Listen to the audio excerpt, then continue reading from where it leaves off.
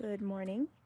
It's day 3, and I'm actually outside and actually gonna get my bike ready for a ride this morning. It only took me 2 days of failure to have a successful day, and I'm assuming it's successful because I'm out here. And even if I just fill up my bike with tires and don't actually ride it, that's progress. So we're gonna do that, at least. This is my sister's bike. I'm so grateful that she is letting me borrow it for the summer. Like I said before, if this is your first triathlon, use what bike you have, but even better, if you can, borrow somebody else's bike, because this bike is gonna be just so much more appropriate for my triathlon than my other bike, my actual bike, because it's so heavy and clunky. Something fun about this bike is it's named Silhouette, which is hilarious because that's my finch's name. If you know about the app Finch, Finch saved my life. Not like in a literal physical way, but like in a productivity, get through the day, get stuff done kind of way. I don't know what I would do without that app. So I'll include a link, but my finch is named Silhouette, and then I get this bike that's also named Silhouette. So what are the chances of that? Amazing. I have never filled a bike with this kind of bike tire that has this kind of, what do you call this, nozzle for me to fill it. So hopefully this is not a challenge. Hopefully it's just easy peasy. It took me a minute to find the pressure that I need, but there it is, 120. I think so. I think that's the pressure I need. That seems so high. Mine doesn't even go that high. That can't be it.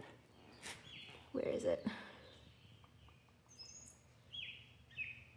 What is the tire pressure on this thing? Help me out. I put a little bit of spit on there to help me read it. Oh goodness. So, I guess that's it, because it says max. Let's see. Maximum left truck inflation. What's a left truck? And what is this 8.5 bar stuff? And what are these numbers? I have no idea. This is the tire pump I have. I have had it for a year, and I still haven't taken off this thing because I have a habit of just leaving that sort of stuff if it doesn't get in the way.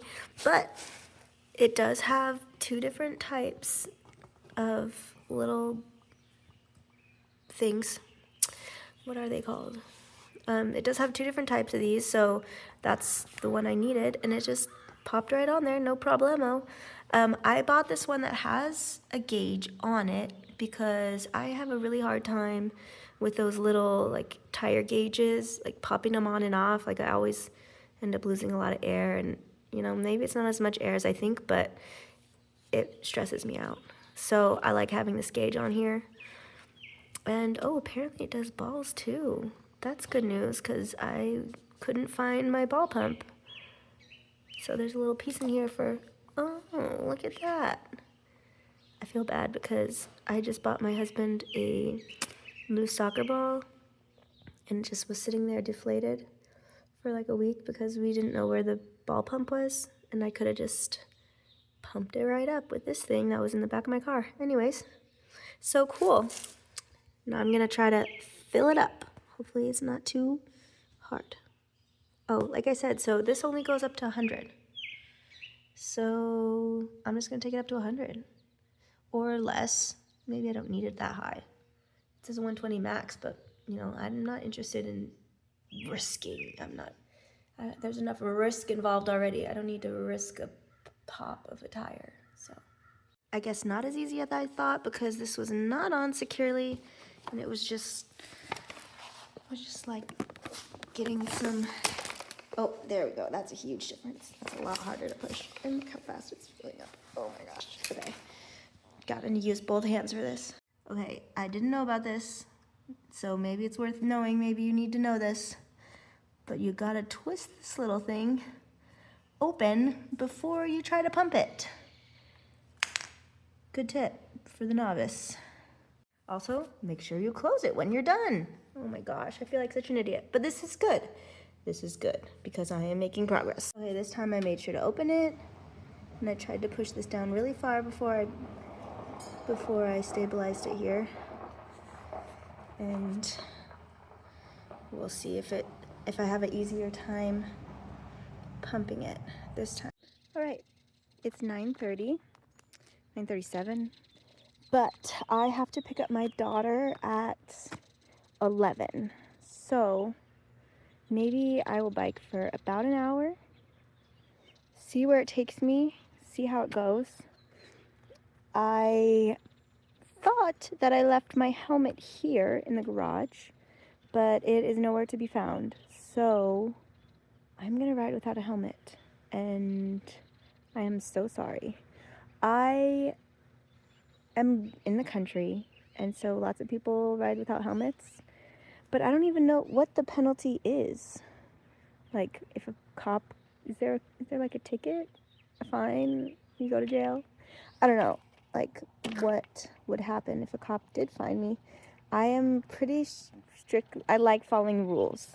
So the fact that I don't have a helmet makes me pretty uncomfortable right now, but I just gotta go for it because it's taking me this long to fill up these tires. It's taking me like 2 weeks just to get these tires filled with air. So now that that's done, I gotta make the most of it and at least, go for a little ride out here in the country. I'll stay on the least busy roads and I won't go too fast. It's not like I could go fast anyway, but I'll let you know how it goes. Okay, let me just keep you updated. I went on a bike ride.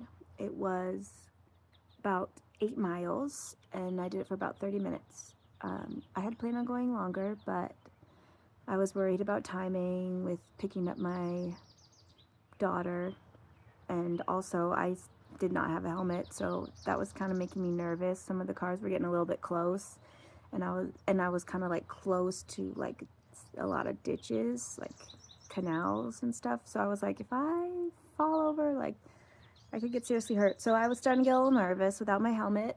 At first I thought I could just ride back home and get my helmet from home and then just ride back.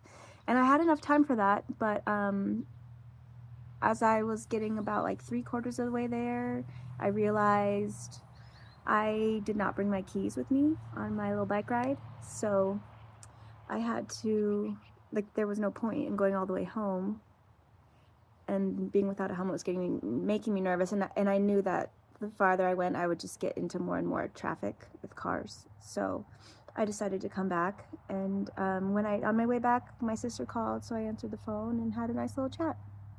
It was a very nice day, and the bike ride was super fun. It was about 8 miles, and I did it in about 30 minutes, which is okay, I guess. I don't really know.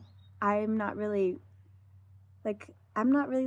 decided I don't really like making goals, which is probably not a popular opinion for people who are trying to motivate others, but I don't know, sometimes you just don't need them. And that's been helpful for me. Goals make me stressed out. They make me feel like I have to do more than I'm already doing, which, I think that's probably the point. But for me, it's hard enough just to do what I'm doing. I don't need to make it harder. So we're keeping it simple and we're just enjoying it.